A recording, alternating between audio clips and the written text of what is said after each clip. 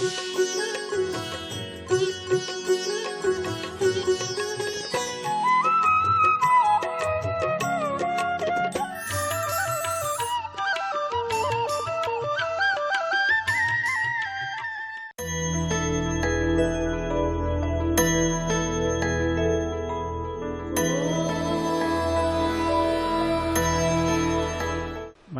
శ్రీ వెంకటేశ్వరావతారం గురించి చెప్తూ ఒక మాట అంటారు.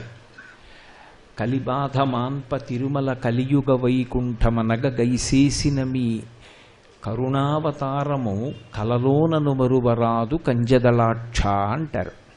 ఆయన ఈ కలియుగంలో అవతార స్వీకారం చేసి శ్రీ వెంకటేశ్వరుడిగా రావడానికి ప్రధానమైన కారణమేది అంటే కలి యొక్క బాధ మాన్పడం. కలిబాధ మాన్ప తిరుమల కలియుగ వైకుంఠమనగ గైసేసిన మీ సలలిత కరుణాహృదయము కలలోనను వరువరాదు కంజదళాక్ష. అపారమైనటువంటి కారుణ్యంతో వచ్చి ఆ వెంకటాచలంలో ఆనందనిలయ విమానంలో పద్మపీఠం మీద నిలబడి మహానుభావుడు మనందరినీ కూడా అలా అనుగ్రహిస్తున్నాడు. శ్రీ మహావిష్ణువు ఎన్నో అవతారాలు స్వీకరించారు. ఆ అవతారాలలో మళ్ళీ దశావతారాలు ప్రశస్తి. అందులో వేదోద్ధారణ మందరాభరణ పృథ్వీధర్మ నిర్మాణ ప్రహ్లాదత్రాణ బలిప్రతారణ నృపాహంకార నిర్వాపన వైదేహీ రమణ ధనంజయ జయ వ్యాపార పారీణ క్షోణీ దివ్యత్కరుణ తమోహరణ తండ్రి వెంకటేశ ప్రభో అంటారు. అన్ని అవతారాలు ఆయన అవతారాలే. కానీ మిగిలిన అవతారాలకి శ్రీ వెంకటేశ్వర అవతారానికి చాలా పెద్ద వ్యత్యాసం ఒకటి ఉంటుంది. ఎందుచేత అంటే ఆయన ద్వాపర యుగంలో శ్రీకృష్ణ పరమాత్మగా ఉన్నప్పుడు ఒక ప్రతిజ్ఞ చేశాడు. పరిత్రాణాయ సాధూనాం వినాశాయ చ దుష్కృతాం ధర్మ సంస్థాపనార్థాయ సంభవామి యుగే యుగే అన్నాడు. పరమ భాగవతోత్తములైనటువంటి వాళ్ళు, నిరంతరము నన్నే మనసులో స్మరించడానికి అలవాటు పడిపోయినటువంటి వాళ్ళు, విశ్వమునందు విశ్వనాథుణ్ణి దర్శనం చేసేటటువంటి లక్షణం ఉన్నవాళ్ళు, సాధుపుంగవులైనటువంటి వాళ్ళు, నన్ను ఒక రూపంతో చూడాలి అని వాళ్ళు సంకల్పం చేస్తే వాళ్ళు ఏ రూపంగా నన్ను చూడాలని అనుకుంటున్నారో అటువంటి రూపాన్ని స్వీకరించి నేను ఈ భూమి మీదకి దిగి వస్తూ ఉంటాను అన్నాడు. భాగవతుల కోసం రావడం మొట్టమొదటి లక్షణం. అనుషంగికం వినాశాయ చ దుష్కృతాం. ఎవరైతే ధర్మమునకు వ్యతిరేకమైనటువంటి జీవితంతో ఉంటారో, ధర్మాన్ని పాడు చేసేటటువంటి జీవనంతో ఉంటారో అటువంటి వారిని నిర్జించడం ఆ అవతారము యొక్క ప్రయోజనం. అందుకే మీరు ఏ అవతారం చూడండి భక్త రక్షణ ప్రధానమై ఉంటుంది. భక్త రక్షణ అనేటప్పటికీ పక్కన ఆ భక్తులను చెనకడానికి ప్రయత్నం చేసినటువంటి భగవద్ విరోధ స్వభావము కలిగినటువంటి వారిని నిగ్రహించడము కూడా అనుషంగికమైనటువంటి ప్రయోజనంగా ఉంటుంది. యథార్థమునకు భగవంతుడు అవతారంగా ఎందుకు వస్తాడు అంటే భాగవతుల యొక్క మాట నిలబెట్టడానికి, భాగవతుల యొక్క గౌరవాన్ని నిలబెట్టడానికి, వాళ్ళ యొక్క ఆర్తిని నిజం చేసి వాళ్ళకి తన దర్శనాన్ని కటాక్షించడానికి వస్తూ ఉంటాడు. అందుకే అసలు ఈ దేశమునకు సంబంధించిన వైభవం అంతా ఎవరిది అంటే పరమ భాగవతోత్తములైనటువంటి వారిది. ఇన్ని చోట్ల భగవానుడు వెలిసి ఉన్నాడు అంటే దానికి కారణం పరమ భక్తి కలిగినటువంటి వాళ్ళు నిన్ను ఈ రూపంతో మేము చూడాలి అని అనుకుంటున్నాము అని ప్రార్థన చేస్తే ఆయన ఒక రూపంతో వెలిశాడు. అలా ఈ దేశంలో ఎన్ని చోట్ల ఎన్ని కారణాలకు వచ్చాడు అంటే ఇంతమంది భాగవతోత్తములు నడయాడినటువంటి భూమి. అలా అవతార స్వీకారం చేసి రాక్షస సంహారం చేస్తూ ఉంటాడు. ఒక్కొక్క అవతారంలో రాక్షస సంహారం చేసినట్లు కనపడకపోయినా రాక్షసుల్ని నిగ్రహించడం మాత్రం ఉంటుంది. ఉదాహరణకి వామనమూర్తి అవతారంలో ఆయన రాక్షస సంహారం చేసినట్లు కనపడదు. కానీ ఆయన బలిచక్రవర్తిని బంధించినప్పుడు వామనమూర్తిని బంధించడానికి ప్రయత్నించినటువంటి రాక్షసులందరినీ కూడా నిగ్రహించి బలిచక్రవర్తిని వరుణపాశముల చేత బంధించాడు. సరే, రామచంద్రమూర్తిగా వచ్చినప్పుడు ఆయన చేసినటువంటి రాక్షస సంహారం అనన్య సామాన్యం. అంత రాక్షస సంహారం చేశాడు. అందుకే ఆయన గురించి చెప్తూ గోపరాజు గారు మాట అంటాడు, బండన భీముడర్తజన బాంధవుడుజ్వల బాణతూణ కోదండ కళాప్రచండ భుజతాండవ కీర్తికి రామమూర్తికిన్ రెండవ సాటి దైవ వికలీడనుచున్ గడకట్టి భీరికా డండ నెనదంబుల జండము నిండ మత్త వేదండము నిక్కి చాటెదను దాశరథి కరుణాపయోనిధి అంటాడు. రాక్షస సంహారం చెయ్యవలసి వస్తే రామచంద్రమూర్తి యొక్క 2 భుజములు రుద్రతాండవం చేస్తాయి. ఎప్పుడు అక్షయ బాణతూణీరంలోంచి బాణాన్ని తీస్తాడో, ఎప్పుడు వింటినారిని ఆకర్ణాంతము లాగుతాడో, ఎప్పుడు బాణాన్ని సంధిస్తాడో, ఎప్పుడు విడిచిపెడతాడో కనపడదు. ఆ చెయ్యి అంత వేగంగా తిరుగుతుంది. ఎదురుగుండా ఉన్నటువంటి రాక్షసులు పడిపోతూ ఉండడాన్ని బట్టి ఆయన ఇన్ని బాణములు వేస్తున్నాడు అని తెలుసుకోవాలి. శూర్పణఖ రామాయణంలో రామచంద్రమూర్తి యొక్క బాణ ప్రయోగంలో ఉండేటటువంటి కౌశలాన్ని చూసి మోహించింది. అంత అద్భుతమైనటువంటి యుద్ధం చేస్తాడు రామచంద్రమూర్తి. సరే, కృష్ణ భగవానుడిగా వస్తే కన్నులు తెరువని కడుచిన్ని పాపడై దానవి చనుబాలు త్రావి చంపే అన్నారు పోతనగారు. అసలు కన్నులు కూడా తెరవడం చేత కానటువంటి పసిపిల్లవాడిగా ఉన్నప్పటి నుంచి కూడా రాక్షస సంహారం చెయ్యడం ప్రారంభం చేశాడు. పూతనా సంహారంతో మొదలుపెట్టాడు కదా. కానీ అది వెంకటేశ్వర అవతారం దగ్గరికి వచ్చేటప్పటికీ కేవలము పరమకారుణ్యంతో వచ్చాడు. అందుకే ఇప్పటికీ వెంకటేశ్వర సుప్రభాతం చేసి ప్రపత్తి చేస్తే ఓ మాట అంటారు, శ్రీవైకుంఠ విరక్తాయ స్వామి పుష్కరిణీతటే రమయా రమమాణాయ వెంకటేశాయ మంగళం అంటారు. శ్రీవైకుంఠ విరక్తాయ, శ్రీవైకుంఠం మీద విరక్తి పొందినటువంటి స్వామి పుష్కరిణీతటే, ఆ స్వామి పుష్కరిణి సమీపంలో ఆనందనిలయ విమానంలో విరాజమానుడై లోకాన్ని ఉద్ధరిస్తున్నాడు. ఆయన రావడానికి ప్రధానమైనటువంటి కారణమేది అంటే కలియుగంలో కలిపురుషుని యొక్క బాధ నుంచి లోకాన్ని వినిర్ముక్తం చెయ్యడం. ఒక్కొక్క యుగానికి ఒక్కొక్కరు అధిష్టానంగా ఉంటారు. కలియుగంలో కలిపురుషుడి యొక్క ఉద్ధతి నడుస్తూ ఉంటుంది. ఆ కారణం చేత కలిపురుషుడు లోకంలో ఉండేటటువంటి జనుల యందు భక్తి నిలబడడానికి అవకాశం ఇవ్వడు. సాత్వికమైనటువంటి జీవనాన్ని, రజోగుణ తమోగుణాలకి దూరంగా ఉండగలిగినటువంటి అవకాశాన్ని, భక్తితో కూడినటువంటి జీవనాన్ని పొంది ఉండడానికి ఆనుకూల్యమైనటువంటి పరిస్థితులను అంగీకరించడు. అందుకే అలసులు మందబుద్ధియుతులు అల్పతరాయువులు ఉగ్రరోగ సంకలితులు మందభాగ్యులు సుకర్మములివ్వియు చెయ్యజాలరీ కలియుగమందు మానవులు ఎయ్యది సర్వసౌఖ్యమయ్యలవడు ఎమిటంబడము ఆత్మకు శాంతి మునీంద్ర చెప్పవే అని అడుగుతారు భాగవతంలో. కలియుగంలో ఉండేటటువంటి లక్షణం ఏమిటి అంటే అలసులు, విశేషమైనటువంటి అలసత్వం, అంటే తమోగుణం, ఎప్పుడూ ఏదో పడుకుందామనేటటువంటి ఆలోచన, వెంటనే చెయ్యవలసినటువంటి పనిని ఎన్ని వాయిదాలు వేసి చేద్దాము అని ఆలోచిస్తూ ఉంటారు. మందబుద్ధియుతులు, బుద్ధి చురుకుదనంతో కూడుకున్నదై ఉండదు. అల్పతరాయువులు, ఆయుర్దాయం చాలా తక్కువగా ఉంటుంది. శతమానం భవతి అని 100 సంవత్సరములు కలియుగంలో ఆయుర్దాయమైన పరిపూర్ణమైనటువంటి జ్ఞాపక శక్తితో 100 సంవత్సరములు జీవించి ఉండేటటువంటి వారి యొక్క సంఖ్య బహు అల్పంగా ఉంటుంది. అల్పతరాయువు ఉగ్రరోగ సంకలితులు, ఎన్ని ఔషధాలు కనిపెట్టబడతాయో అన్ని కొత్త కొత్త ఉగ్రమైనటువంటి వ్యాధులు లోకంలో పుట్టుకొస్తూ ఉంటాయి. అల్పతరాయువు ఉగ్రరోగ సంకలితులు మందభాగ్యులు, ఐశ్వర్యం ఉండదు. ఐశ్వర్యం ఉండదు అన్న మాటని మీరు కొంచెం జాగ్రత్తగా అర్థం చేసుకోవాలి. ఐశ్వర్యం ఉండదు అన్న మాటకు అర్థం ఏమిటంటే ఎంత ఉన్నా తృప్తి పొంది ఉండడు అని అర్థం. దరిద్రము అన్న మాటకు అర్థం ఏమిటి? నాకు లేదు అని భావిస్తూ ఉండడు. నాకు లేనిదేది అంటే వాడికన్నా ఐశ్వర్యవంతుడు లేడు. మాకురు ధనజన యవ్వన గర్వం హరతి నిమీషత్కాలసర్వం మాయామయమిదమఖిలం హిత్వా బ్రహ్మపదం త్వం ప్రవిశ విదిత్వా అని ప్రబోధం చేస్తూ శంకర భగవత్పాదులు మాట అంటారు.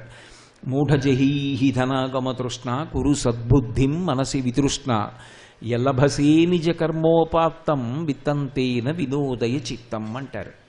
పరమేశ్వరుడి యొక్క అనుగ్రహం చేత పూర్వజన్మలలో చేసుకున్నటువంటి పుణ్యకర్మల యొక్క ఫలితంగా ఎంత సంపాదించగలిగాడో దాని చేత తృప్తితో జీవనం చెయ్యగలిగినటువంటి లక్షణము ఎవరి యందు ప్రచోదనమయ్యున్నదో వాడికన్నా ఐశ్వర్యవంతుడు లోకంలో ఉండడు. ఎంత ఉన్నప్పటికీ కూడా తృప్తి లేని వాడికన్నా కూడా దరిద్రుడు లోకంలో ఉండడు. తృప్తియే ఐశ్వర్యం. అందుకే శ్రీరామాయణం బాలకాండలో అయోధ్యానగరంలో ఉండేటటువంటి వారి యొక్క లక్షణం చెప్తారు. నా కుండలి, నామకుటి, నాస్రగ్వి, నాల్పభోగవాన్ అంటారు వాల్మీకి మహర్షి. అల్పభోగమున్నవాడు అయోధ్యానగరంలో లేడు. అల్పభోగం అంటే తక్కువ భోగమే అనుభవించేవాడు లేడు. అలా ఎలా సాధ్యం? ఎప్పుడూ ఒకరు ఎక్కువ భోగం అనుభవిస్తాడు, ఒకడు తక్కువ భోగం అనుభవిస్తాడు. మరి అందరూ ఒకలాగే భోగాలు అనుభవించడం ఎలా కుదురుతుంది? రాజు అనుభవించిన భోగాన్ని మంత్రి అనుభవించాడు, మంత్రి అనుభవించిన భోగాన్ని సేనాని అనుభవించాడు, సేనాన్ని అనుభవించినటువంటి భోగాన్ని సామాన్య పౌరుడు అనుభవించాడు. మరి అందరూ సమానంగా అనుభవించడం అన్నది అల్పభోగం లేని వాళ్ళు, అసలు అల్పభోగమే ఉన్నవాళ్ళు అక్కడ ఎవరూ లేరు అన్నమాట ఎలా చెందుతుంది? అంటే ఎవడికి ఎంత ఉన్నదో దానితోనే తృప్తి తప్ప నాకు వాడికున్నంత లేదని అసంతృప్తి పొందేవాడు అయోధ్యానగరంలో లేడు. అది అయోధ్యానగరం యొక్క గొప్పతనం, ఆ నగర వాసుల యొక్క సంస్కృతి. అలా అలసులు మందబుద్ధియుతులు అల్పతరాయువులు గ్రరోగ సంకలితులు మందభాగ్యులు సుకర్మములివ్వియు చెయ్యజాలరు. సుకర్మములివ్వియు చెయ్యజాలరు అన్న మాటని కలియుగంలో ఉండేటటువంటి లక్షణంగా జాగ్రత్తగా పట్టుకోవాలి. ఏదైనా ఒక విషయ సుఖం ఉందనుకోండి, కళ్ళకెదురుగుండా ఒక సుఖం ఒకటి ఉన్నది. ఇప్పుడు నువ్వు ఈ సుఖాన్ని అనుభవించకుండా ఉంటే, శాస్త్రాన్ని గురువుగారు చెప్పిన మార్గాన్ని పట్టుకుంటే నీకు పుణ్యం లభిస్తుంది అని నేను ఓ మాట అన్నాను. ఉదాహరణకి మీకు ఇక్కడ ఓ బంగారం గొలుసు దొరికింది. మీరు ఆ గొలుసు తీసుకుని జేబులో వేసుకోకూడదు. ఆ గొలుసు ఎవరిదో అడిగి ఇచ్చేయాలి. తప్పు కదూ? అది ఎవరో పడేసుకున్నారు దేవాలయంలో, దాన్ని మీరు ఎలా తీసుకుంటారు? తీసుకోవద్దు అన్నాను. నేను అలా అన్నప్పుడు ఇప్పుడు కంటి ఎదురుగుండా ఉన్నటువంటి నగని తీసుకోకుండా ఉండాలి అంటే భగవంతుడు అన్నవాడు ఒకడు ఉన్నాడు, నేను అలా తీసుకోకుండా ఉంటే ఆయన నన్ను రక్షిస్తాడు, నన్ను అనుగ్రహిస్తాడు అన్న నమ్మకం ఒకటి మీకు ఉండాలి. ఇప్పుడు ఆ నమ్మకం ఉంటే ఉత్తర జన్మలలో ఈశ్వరుడు అనుగ్రహిస్తాడు, ఈశ్వరుడి రక్షణ మీరు పొందుతారు అనేటటువంటిది కేవలముగ శాస్త్రము చేత గురువు చేత ప్రతిపాదింపబడింది. అది అలా జరుగుతుందా అంటే దానికి శాస్త్రం ప్రమాణం, గురువుగారు ప్రమాణం, భగవంతుడు ప్రమాణం. ఆ నమ్మకం మీకు ఉండాలి. కానీ గొలుసు తీసేసుకుంటే ఉత్తర క్షణంలో మీకు ప్రయోజనం కలుగుతుంది. ఉత్తర క్షణంలో కలిగేటటువంటి ప్రయోజనాన్ని పక్కన పెట్టి శాస్త్రాన్ని ప్రమాణంగా తీసుకుని మీరు ఒక మంచి పని చెయ్యడానికి కావలసినటువంటి అధ్యవసాయముతో కూడుకున్న బుద్ధి కలగడం ఈశ్వరుడి యొక్క అనుగ్రహం. ఆ ఈశ్వరానుగ్రహం లేకుండా అలా మంచి పని చేయడం సాధ్యం కాదు. అందుకే మందభాగ్యులు సుకర్మములివ్వియు చెయ్యజాలరు. మంచి పనులు చెయ్యడం అంత తేలిక కాదు అన్న మాటకు అర్థం ఏమిటంటే, నేను నా జేబులో ఉన్నటువంటి దాంట్లో కొంత ద్రవ్యాన్ని తీసి భగవత్కార్యానికి వెచ్చిస్తే అది నన్ను రక్షిస్తుందని ఏమిటి నమ్మకం? అంటే శాస్త్రం ప్రమాణం, తస్మాత్ శాస్త్రం ప్రమాణం తే కార్యాకార్య వ్యవస్థితవు అంటాడు గీతాచార్యుడు. శాస్త్రాన్ని ఆధారంగా తీసుకుని మీరు మీ జేబులో ఉన్నటువంటి ద్రవ్యంలో కొంత భాగాన్ని పుణ్యకార్యానికి వెచ్చించాలి. ఏమో అలా వెచ్చిస్తే తర్వాత నిజంగా పుణ్యం వచ్చిందో లేదో ఎవరికి తెలుసు. ఇక్కడ దాచుకుంటే మాత్రం ప్రత్యక్షంగా సుఖం అనుభవించవచ్చు. అందుకే ఈ శరీరంతో అనుభవించేటటువంటి సుఖము పట్ల ఉండేటటువంటి తాదాత్మ్యత కన్నా దాన్ని త్యాగం చేసి శాస్త్రాన్ని ప్రమాణంగా తీసుకుని నిలబడగలిగినటువంటి బుద్ధి క్షీణించిపోతూ ఉంటుంది కలియుగంలో. అందుకే అల్పతరాయువులు గ్రరోగ సంకలితులు మందభాగ్యులు సుకర్మమిలివ్వియు చెయ్యజాలరు. కలియుగమునందు మానవులు కావున ఎయ్యది సర్వసౌఖ్యమయ్యలవడు ఏమిటంబడము ఆత్మకు శాంతి మునీంద్ర చెప్పవే అని అడుగుతారు శౌనకాది మహర్షులు. ఆ భాగవతంలో ఆ సూత మహర్షి కనపడినప్పుడు అది కలియుగంలో ఉండేటటువంటి లక్షణం. కలియుగం ప్రారంభమైనటువంటి కొద్ది కాలానికే ఒకప్పుడు బ్రహ్మమానసపుత్రుడైనటువంటి నారదుడు భూమండలానికి వచ్చాడు. ఎందుకు భూమండలం మీదకే రావడం అంటే, ఈ లోకానికి ఒక విశేషం ఉంది. దీన్ని మర్త్యలోకము అంటారు. మర్త్యలోకము అంటే ఈ లోకంలో ఎవరు పుడతారో వాళ్ళు రెండు విషయాల్ని తప్పకుండా దృష్టిలో పెట్టుకోవాలి. ఒకటి, ఏ శరీరంతో ఈ భూమి మీదకు వచ్చాడో ఆ శరీరం శాశ్వతంగా ఉండడం అనేటటువంటిది ఎప్పుడూ సాధ్యం కాదు. ఆ శరీరాన్ని విడిచిపెట్టవలసి ఉంటుంది. జాతస్య హిద్రువో మృత్యు, ఎంత గొప్పవాడు కానివ్వండి, నేను ఈ శరీరంతో ఉండిపోతాను అంటే మాత్రం ఆ శరీరంతో ఉండిపోవడం అనేటటువంటిది సాధ్యం కాదు. రెండు, ఏ శరీరంతో ఈ భూమి మీదకు వచ్చాడో ఆ శరీరంలో మళ్ళీ మనుష్య శరీరంతో రావడం అనేటటువంటిది చాలా చాలా గొప్పది. అది దేవతల కన్నా గొప్పది. ఎందుచేత అంటే మనుష్యుడిగా వచ్చినటువంటి వాడు చేసినటువంటి మంచి కర్మల వలన, పుణ్యకర్మల వలన దేవత కాగలడు. చేసినటువంటి పాపకర్మల వలన తిరియక్కుగా అంటే వెన్నుపాం భూమికి అడ్డంగా ఉండేటటువంటి ఒక ప్రాణిగా మళ్ళీ కిందకి వెళ్ళిపోగలడు. లేదు, అసలు నాకు పుణ్యము వద్దు పాపము వద్దు అని కేవలము శాస్త్రవిహితమైనటువంటి కర్మలను ఈశ్వరుని యొక్క ప్రీతి కొరకు ఆచరించి తాను భక్తితో చేసినటువంటి కర్మల వలన ప్రీతి పొందినటువంటి భగవంతుని యొక్క నిర్హేతుక కృపాకటాక్ష వీక్షణంగా కలిగినటువంటి చిత్తశుద్ధి వలన పాత్రతను పొంది ఆ పాత్రత కారణంగా జ్ఞాన వైరాగ్యములను పొంది ఆ జ్ఞానము వలన మళ్ళీ ఇక పుట్టవలసిన అవసరం లేని పునరావృత్తి రహిత శాశ్వత శివ సాయుధ్య స్థితికి వెళ్ళవచ్చు. ఇది దేవతలకి సాధ్యం కాదు. దేవతలకి కర్మాధికారం లేదు. దేవతలకి తమ పుణ్యం అయిపోతే మళ్ళీ వచ్చి ఈ లోకంలో పడిపోతారు. క్షీణే పుణ్యే మర్త్యలోకం విశంతి, మళ్ళీ వచ్చి ఈ లోకంలో పడిపోతారు. కానీ మనుష్యుడు జ్ఞానమును సంపాదించి దాని వలన మోక్షమును పొందగలడు, ఇక పుట్టుక లేకుండా చేసుకోగలడు. అందుకే అన్ని జన్మలలోకి ఏ జన్మ గొప్పది అంటే నరజన్మ గొప్పది. అందుకే జంతూణాం నరజన్మ దుర్లభం అంటారు. నరజన్మ లభించడం అంత తేలికైనటువంటి విషయం కాదు.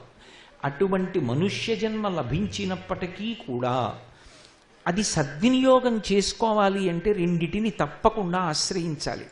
ఒకటి, శాస్త్రమును ఆశ్రయించాలి. శాస్త్రం అంటే శాసనాత్ శంసనాత్ ఇది శాస్త్రం.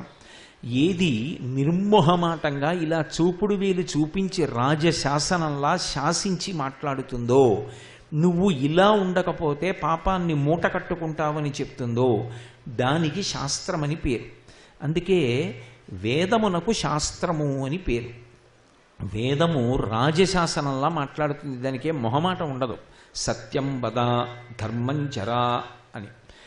అటువంటి వేదం ప్రమాణంగా తీసుకొని వేదం ఎలా చెప్పిందో నేను అలా బ్రతుకుతాను, గురువుగారు ఎలా చెప్పారో నేను అలా బ్రతుకుతాను, ఇలాంటి బుద్ధి కలిగితే శ్రద్ధ కలిగిన వాడు అని పిలుస్తారు. శ్రద్ధ అన్న మాటకు అర్థం ఏమిటంటే శాస్త్రము ఎలా చెప్పిందో గురువుగారు ఎలా చెప్పారో నేను అలాగే ప్రవర్తిస్తాను అన్న బుద్ధి లోపల బాగా రూఢముగా నిలబడితే వాడు శ్రద్ధ కలిగిన వాడు అని పిలుస్తారు. అందుకే శంకర భగవత్పాదులు శ్రద్ధ అన్న మాటను వ్యాఖ్యానం చేస్తూ శాస్త్రస్య గురువాక్యస్య సత్యబుద్ధ్యావధారణ సా శ్రద్ధ కలితా సిద్ధి యయా వస్తూపలభ్యతే అంటారు. శాస్త్రమునందు గురువునందు విశేషమైనటువంటి విశ్వాసముతో ఎవడు ప్రవర్తిస్తాడో వాడికి ఈ లోకమునందు దుర్లభమైనటువంటి విషయము లేదు, వాడు ప్రతి విషయాన్ని సాధించగలడు. సా శ్రద్ధ కలితా సిద్ధి యయా వస్తూపలభ్యతే, అటువంటి వాడికి అన్నీ సమకూరుతాయి. అటువంటి శ్రద్ధ కలియుగంలో క్షీణించిపోతుంది. అది లేని పరిస్థితి ఎలా ఉంటుందో చూడాలనుకున్నాడు బ్రహ్మమానస పుత్రుడైనటువంటి నారదుడు. ఒక్కసారి వచ్చి చూసి వెళ్ళాడు. ఇప్పుడు నేను చెప్తున్నటువంటి సందర్భం ఇప్పటిది కాదు, కలియుగం ప్రారంభమైనటువంటి కొత్తలో నారదుడు వచ్చి చూసి మళ్ళీ తన తండ్రి అయినటువంటి బ్రహ్మగారి దగ్గరికి వెళ్ళాడు. ఎలా ఉంది మర్త్యలోకం, ఎలా ఉంది మనుష్య జాతి అని అడిగాడు బ్రహ్మగారు. అడిగితే నారదుడు చెప్పాడు.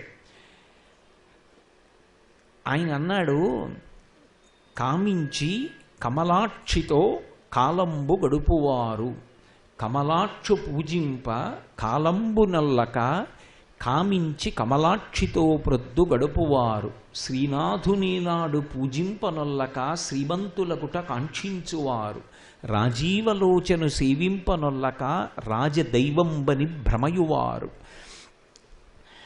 నారాయణుని చేరు దారి నూహింపక దారుణాఘంబుల తగులువారు, ముక్తి అను పల్కు ఎరుంగక భుక్తి మార్గ సాధనాకైక చిత్తులై బాధలొందువారలై ఈ కలియుగంబందు మానవులు విశేషమైన దుఃఖమును పొందుటకు ఈను చింతింతునో అబ్జగర్భ అన్నాడు. ఓ తండ్రి, కలియుగంలో మనుష్యుల యొక్క నడవడి ఎంత దారుణమైనటువంటి స్థితికి వెళ్ళిపోయింది అంటే, నిరంతరము కలిపురుషుని చేత ప్రచోదనము పొందేటటువంటి మనుష్య జాతి ఎప్పుడూ కూడా ఆలోచన ధర్మబద్ధమైనటువంటి కామము, ధర్మబద్ధమైన అర్థము మనిషి అనుభవించాలి.